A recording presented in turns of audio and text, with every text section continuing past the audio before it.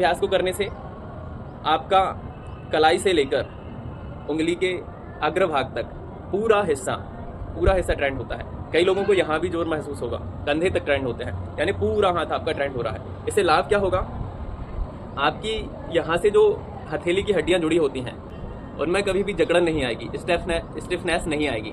तो इससे आपकी जो हड्डियाँ हैं वो सुचारू रूप से काम करेंगी, यहाँ की जो मांसपेशियाँ हैं वो सुचारू रूप से कार्य करेंगी, रक्त का संचार इस क्षेत्र में प्रॉपर रहेगा। तो आप कभी जब वजन उठाते हैं या कोई गेम खेल रहे होते हैं उस समय आपको यहाँ पे जो मोच आ जाती है, उस मोच के आने के आसार बहुत अधिक कम हो जाएंगे।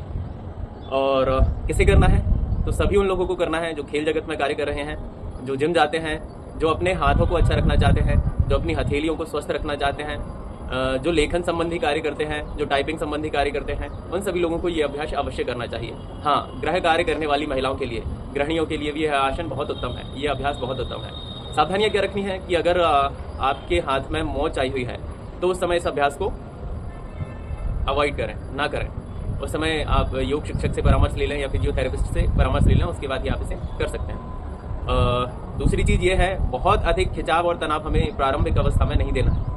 उस समय हमें संतुलित और थोड़ा थोड़ा करके अभ्यास करना है, 2 बार, 3 बार, 4 बार या 5 बार, बस इतने पर रोक देना है। आपको धीरे धीरे करके चीज़ों को बढ़ाना है। अचानक से आपको कोई भी अभ्यास, आप पहले ही दिन 50 अभ्यास कर लेंगे तो हाथ में मांसपेशियाँ सूज जाएंगी, फिर आप शिकायत लेके मेरे पास आएंगे। तो आपको ऐसा नहीं करना है, धीरे धीरे अभ्यासों को बढ़ाना है। और समय, जो भी समय आपको उचित लगे, पर्याप्त लगे, इसमें समय की कोई बाध्यता नहीं है। फिर भी अगर आप सुबह उठकर इस अभ्यास को करते हैं तो देखेंगे कि आपके हाथों में नई जान आ गई है।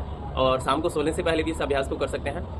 इन लोगों को इस अभ्यास को नहीं करना है जिन लोगों की कंधों में अधिक जकड़न है और जो हाथों को ऐसा सीधा रखने में बहुत देर तक सक्षम नहीं है। उन लोगों को बहुत देर तक नहीं करना है, 2 बार 3 बार ये अभ्यास कर सकते हैं। तो इससे यहाँ के साथ साथ यहाँ भी प्रभाव पड़ेगा, तो खुलेगा। पर अगर कंधे उठ ही नहीं रहे हैं तो उस स्थिति में इस अभ्यास को प्रारंभिक अवस्था में अवॉइड करें।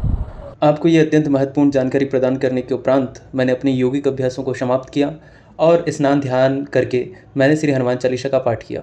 पाठ करने के उपरांत अब बारी थी भोजन ग्रहण करने की, तो मैंने पराठे और आलू की सब्जी आज भोजन में ग्रहण किए।